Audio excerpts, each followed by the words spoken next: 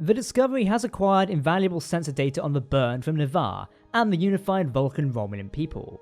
Combined with Ensign Tilly's triangulations, will Discovery solve the mystery that's eluded Federation scientists for over a century?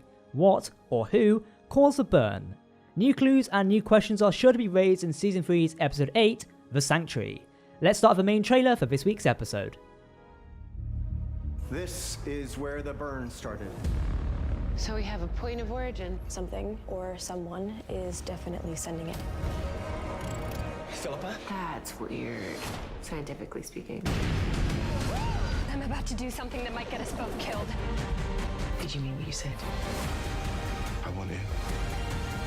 I can face anything.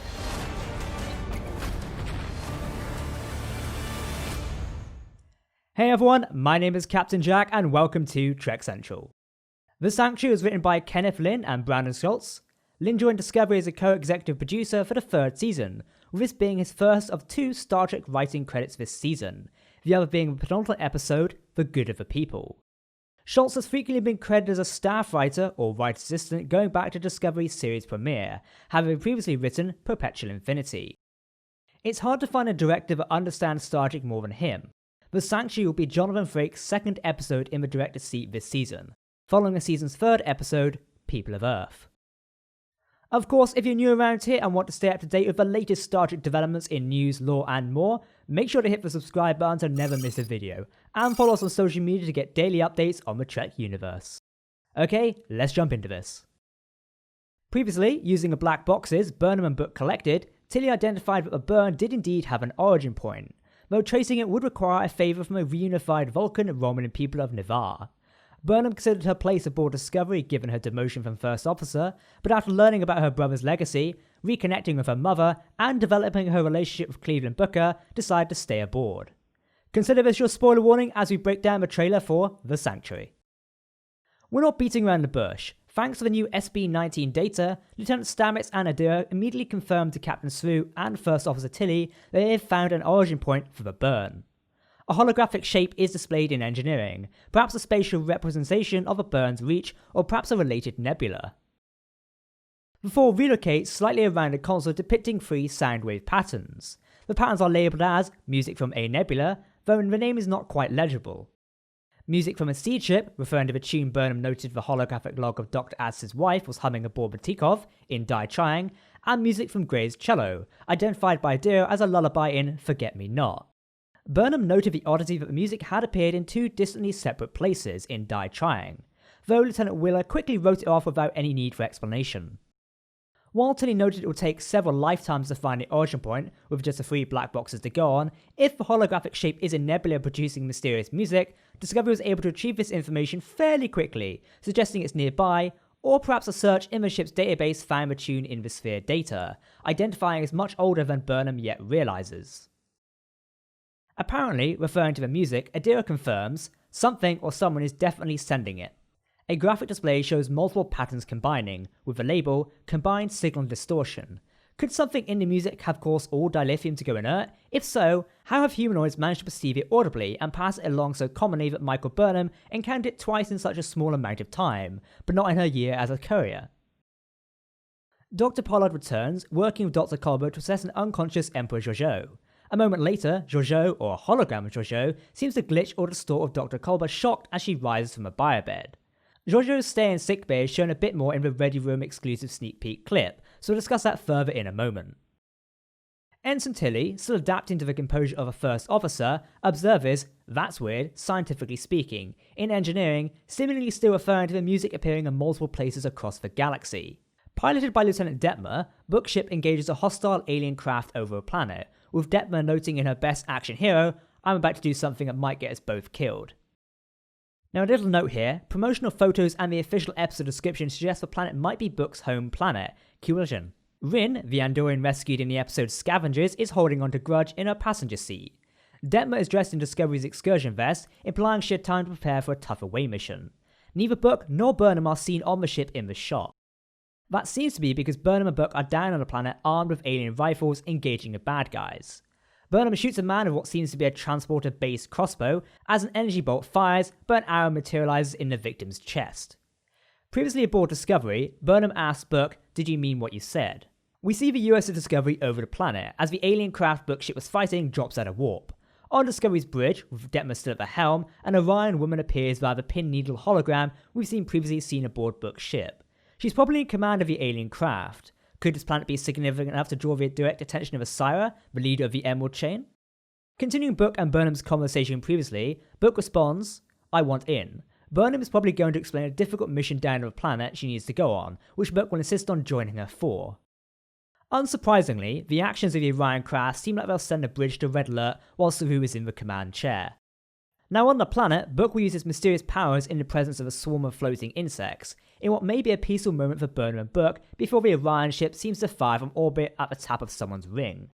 If the woman earlier wasn't Asira, this ring probably belongs to her. Neville Page spoke a bit on the concept and design process for alien creatures in the segment of the Ready Room following Scavengers, with some behind-the-scenes concept art for those flying insects, suggesting they are using inflated balloons for lift rather than wings. Lastly, aboard the Orion craft we see Tolor, the Orion around the Salvajon and Huha behind a grate or cell bars. Tolor, played by Ian Lake, noted he was the nephew of Asira, who would probably not be happy that he allowed the escape of so many workers. This will also set up Tolar and Rin, aboard Book's ship with Detmer, to come face to face one more time. Well, this planet doesn't seem to be the Transworm Sanctuary seen in That Hope Is You Part 1, so who is taking Sanctuary is still a mystery, but it looks like we'll get more clues to the operations of the Emerald Chain, the mysterious music, and the cause of the burn. Before we get into the Ready Room's exclusive sneak peek, it's worth noting that those of you who follow the release of the episode promotional images that several shots of Jojo and Colbert in sickbay were released to promote Unification 3. Those images seem to come from this week's episode rather than a deleted scene. You can see them on screen now. Fun fact, if you'd like to keep up to date on the latest Star Trek images and latest developments from Discovery, make sure to follow us on social media and Twitter. We typically release these images on Monday, round about 3 PM GMT, so keep an eye out for those. Into the Ready Room scene, laying on the same biobed as in the trailer, Jojo notes that in the Mirror universe, the Emperor's personal physicians were buried with them when they died to incentivize loyalty, raising a threatening air in response to her apparent vulnerability.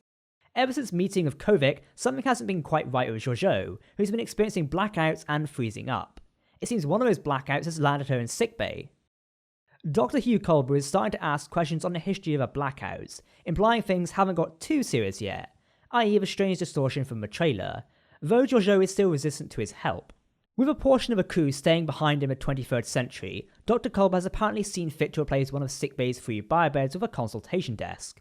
Behind-the-scene materials have suggested Discovery has 3 sickbays, given Dr. Pollard and the other medical staff have a bit more room to spread out. But with programmable matter, a desk can quickly become a biobed pretty quickly, so we'll have to see what explanation they provide. Dr. Culber doesn't push too hard before suggesting Jojo can diagnose her condition on her own if she insists, but he quickly points out to her that he can see she's terrified. Jojo, frustrated and toying with one of her sculptures Culber's displayed behind his desk, lashes back that while he may see himself as a makeshift counsellor and saviour man to the ship, she's not interested. Culber continues to describe, without her cooperation, her brain dysfunction will eat away her cognitive abilities, even the ability to recognise herself in the mirror.